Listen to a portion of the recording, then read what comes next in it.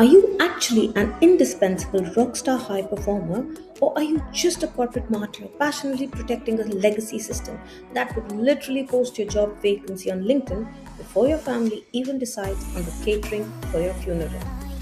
Ouch. Welcome back to Power, People and Psychology. I'm Deepa, your resident corporate realist, and today we are throwing a giant spotlight on the beautifully toxic underbelly of corporate life. We are not doing a boring recap today. No looking backwards. Why? Because looking backwards is exactly how great careers go to die. Today, we are discussing the institutional pivot, or what I like to call how to change an entire life before the market files an eviction notice against your current skill set.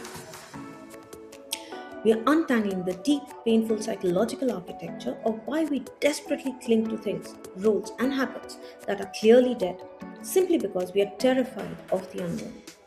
Let's be honest. If you're sitting in your cubicle right now, looking at yet another meaningless corporate restructuring email from management while secretly calculating how many hours are left until Friday, this isn't just a bad week. It's a full blown mid career crisis. And guess what?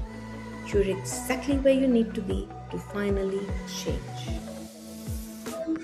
Let's paint a picture. You spent 5, 7, maybe 10 years building a reputation. You know the Excel templates inside out. You know exactly which corporate buzzwords to drop in a meeting to make it sound like you're doing world class work when you're actually just formatting a slide. Your brain throws a little party and says, you're safe. You've mastered the matrix. But then reality hits. A massive market shift happens. An automation tool takes over. A new management team walks in, and suddenly your foolproof strategy is about as useful as a solar triggered flashlight in a cave. What is our natural human response to this? Do we gracefully look for a career transition? Oh, absolutely not. We double down on our outdated habits and work twice as hard. Welcome to Burnout Culture. You're staying at the office until 9 p.m., maintaining caffeine, polishing a sinking ship, thinking, if I just reply to these emails faster, the ocean will stop leaking into the boat. When that doesn't work, you slide right into quiet quitting. You show up at the Zoom call, camera off, mic muted, mentally checking out, shopping for flight tickets on another tab. You're physically present, but your soul left the building 3 Tuesdays ago. We stay stuck because we treat our past successes like a holy relic. But let me break it to you gently. The traditions that protected you yesterday are the exact same cages that trap you today. If your entire strategy for career growth is just hoping things go back the way they used to be, you aren't managing a career, you're running a museum. It's time to learn how to adapt to change. If you think this is just a you problem, let's look at the absolute best corporate giants who lost billions because their leadership mindset was stuck in a time capsule. Let's start globally with BlackBerry. Back in the mid 2000s, if you're a high flying corporate executive, an investment banker, or a politician, the BlackBerry wasn't just a phone, it was a status symbol. It was the absolute oxygen of global business. They owned the market. The encryption was legendary, and the people were so completely obsessed with typing into those tiny physical buttons that the media literally nicknamed the device BlackBerry. Then 2007 happened. Apple introduced the touchscreen iPhone. Do you know what BlackBerry leadership did? They literally laughed at it. They looked at a beautiful full screen glass device and said, please. Real corporate professionals need the tactical, physical click click of real buttons. Nobody's going to type a serious corporate email on a piece of smooth glass. Talk about being romantically addicted to plastic. They were so fundamentally blinded by their past success that they refused to see that the world had instantly pivoted from a hardware game to a software game. They didn't just miss the train, they stood on the tracks and tried to debate it. Within a few short years, their massive enterprise market didn't just drop, it plummeted off a cliff. They didn't lose because they lacked brilliant engineers. They lost because their pride refused to execute a timely corporate pivot. They protected their yesterday until they completely ran out of tomorrows. Now let's bring this closer to home with an example that will hit in the chest of my Indian audience. Jet Airways. For nearly 2 decades, Jet Airways was the undisputed queen of the Indian skies. They defined premium luxury.